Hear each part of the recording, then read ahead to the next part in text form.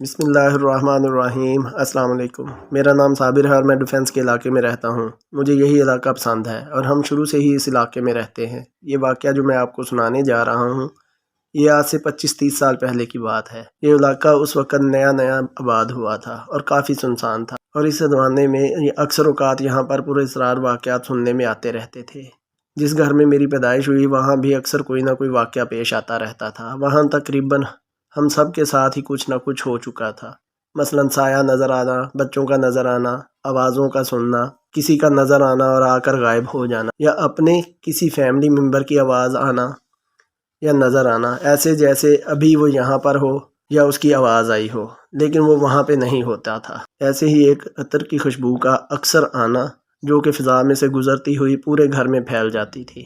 یہ 2014 کی بات ہے۔ ہم نے وہ گھر کسی کو ضرورت کی وجہ سے بیچ دیا تھا اور تھوڑا پیچھے شفٹ ہو گئے تھے۔ تقریباً 4 سے 5 سال گزرے تو مجھے ایک بہت ہی پراسرار بات پتہ چلی کہ میری ملاقات ایک پرانے گلریز نامی دوست سے ہوئی جو اپنے ایک دوست کے ہمراہ موجود تھا جو کہ بلڈر تھا۔ گلریز نے مجھے بتایا کہ اس کے دوست نے میرا پرانا گھر خریدا ہے جو کہ نہ تو سیل ہو رہا ہے نہ ہی اس میں رہنا کوئی پسند کر رہا ہے۔ اس دوست نے کافی لوگوں کو دکھایا، دم وغیرہ کروائے لیکن زیادہ فرق نہیں پڑا۔ اس نے بہت ہی عجیب سی بات بتائی مجھے۔ اس نے مجھے ایک عجیب سی بات بتائی جس نے مجھے چونکا دیا تھا۔ ایک بات سچ سچ بتاؤ، کبھی کوئی بلی کا بچہ تمہاری گاڑی کے نیچے آیا تھا؟ یہ بات سن کر میں بڑا حیران ہوا اور بڑی حیرت کے ساتھ اسے دیکھتے ہوئے بولا کہ تمہیں کیسے پتا؟ کیونکہ بلی کا بچہ تو واقعی گاڑی کے نیچے آیا تھا۔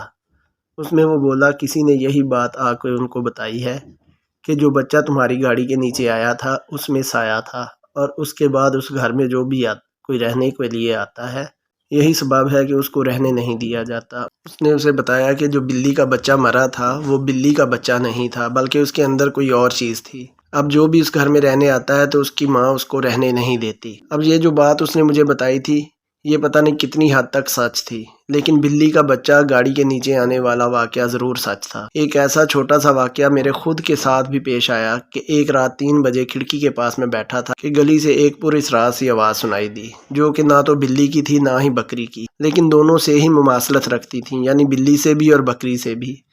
میں چھوٹا تھا، شرارت میں بلی کی آواز نکالتے ہوئے اس آواز کا جواب دیا، جس پر بلا واسطہ وہاں سے بھی جواب آیا۔ مطلب میں نے پھر بلی کی آواز نکالی اور پھر وہاں سے جواب آیا۔ یہ سارا ماجرا جو میری والدہ دیکھ رہی تھی فوراً اٹھی اور آ کر مجھے ٹوکا، بیٹا کیوں تم ایسی چیزوں سے مخاطب ہوتے ہو؟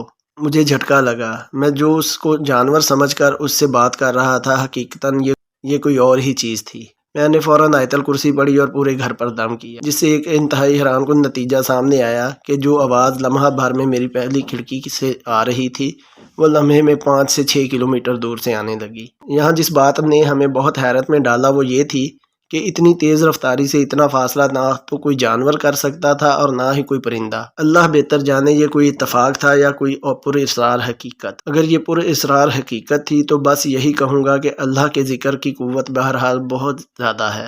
اللہ کا ذکر کسی بھی منفی قوت کا اثر توڑ دیتا ہے۔ ہمارے ساتھ یہ جو واقعہ پیش آیا اس کا توڑ ہم نے اس طرح نکالا کہ ہم نے گھر کے مین دروازے پر چاروں کل لگا دیے۔ اس چیز کا اثر ختم کرنے کے لیے ہم اکثر گھر میں سورہ بقرہ کی تلاوت کرتے، چاروں کل پڑھتے، آیت الکرسی وغیرہ پڑھتے، تو ہمیں ان چیزوں میں تنگ نہیں کیا۔ اور جب ہم نے یہ گھر بیچا تو ظاہری بات ہے یہ سارا کچھ ختم ہو گیا تھا، اور جو نئی فیملی آئی تھی وہ یہ نہیں کرتے تھے تو ان کو وہ چیزیں تنگ کرنے لگیں۔ میں نے انہیں بتایا کہ آپ اس طرح اللہ کا ذکر کیا کریں تاکہ آپ بھی ان چیزوں سے محفوظ رہ سکیں۔ امید ہے آپ کو یہ کہانی پسند آئے گی۔ شکریہ۔